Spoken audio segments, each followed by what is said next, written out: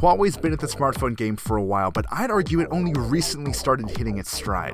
Remember the Nexus 6P or the Mate 8? They were proof that hardware-wise Huawei is the real deal.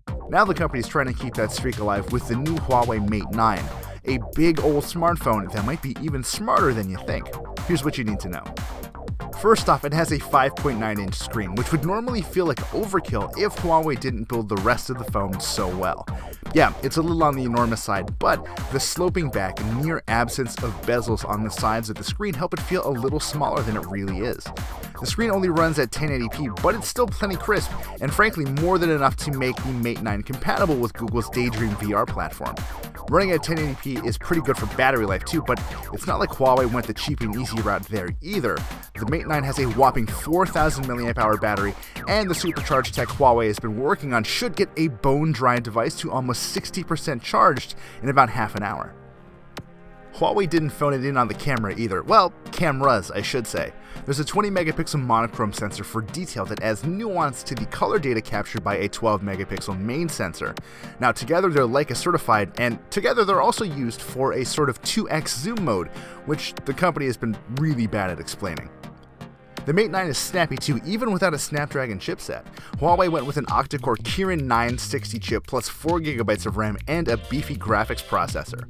We'll have to wait to see how it stacks up against the rest of the year's flagships, but even the unfinished Mate 9s we played with didn't break a sweat while we tried to break them. Of course, the thing about using Huawei phones is that even though they pack a lot of power, the software and interface has always been sort of lousy. They're working on it though. We've got a new version of Huawei's Emui here that cleans up some of the company's old messes. Icons have been redesigned, useless menus have been scrapped, features are easier to get to. You get where I'm going with this. It's still a long way from stock, but there's a good chance you might not completely hate this software. That's a smart move on Huawei's part, but maybe the smartest is how the Mate 9 uses machine learning to figure out how you use your phone and tweak performance accordingly. Let's say you're the sort of person who, for whatever reason, likes to play Alto's Adventure immediately after using Twitter.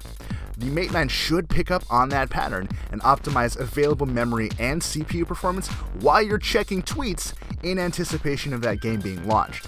The potential upsides here are great, but we need to spend a lot more time with the Mate 9 before any performance differences pop up. Now, I was always a little bummed that Huawei never brought its flagship Mate 8 to the United States. That trend ends here. The Mate 9 is coming. We don't know how much it's going to cost or when it's going to land, but finally, people in the US are going to get a taste of Huawei's A-game.